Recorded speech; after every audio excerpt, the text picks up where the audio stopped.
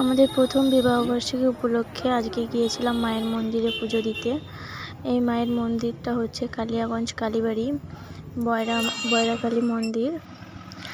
মায়ের কাছে লাস্ট গিয়েছিলাম আমাদের বিয়ের কয়েকদিন আগে।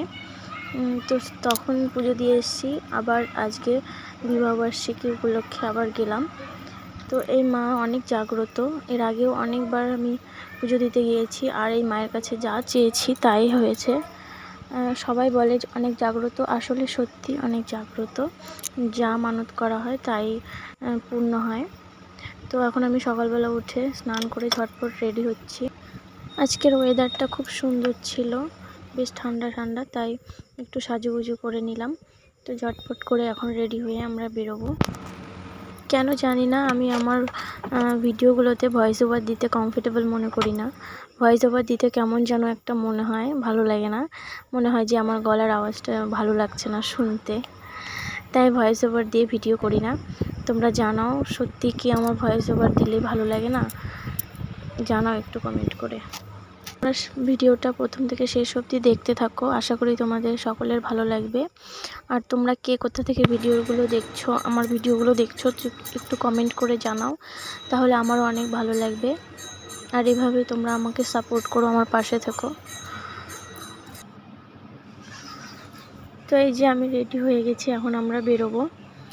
আর একটা কথা, সকালবেলাতে ঘুম থেকে উঠে আমি স্নান করে মায়ের জন্য পায়েস আর লুচি রান্না করে রেখেছিলাম, এটাও ভোগ দিব। আর এখান থেকে আমরা মিষ্টি কিনে নিচ্ছি, আর বাড়ির থেকে পায়েস, লুচি আর ফল নিয়ে এসেছিলাম। তো এখন আমরা পুজো দিতে যাব।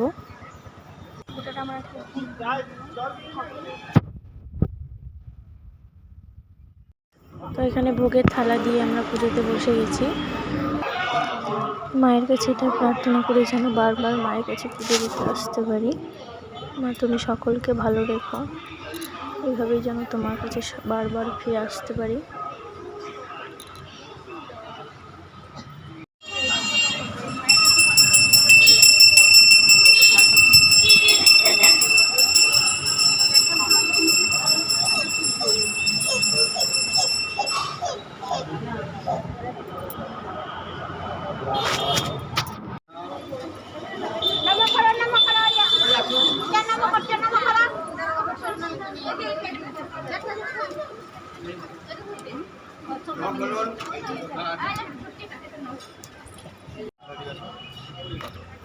এখন আমাদের পুজো দেওয়া হয়ে গেছে, এখন আমরা বাড়ির থেকে রওনা হব।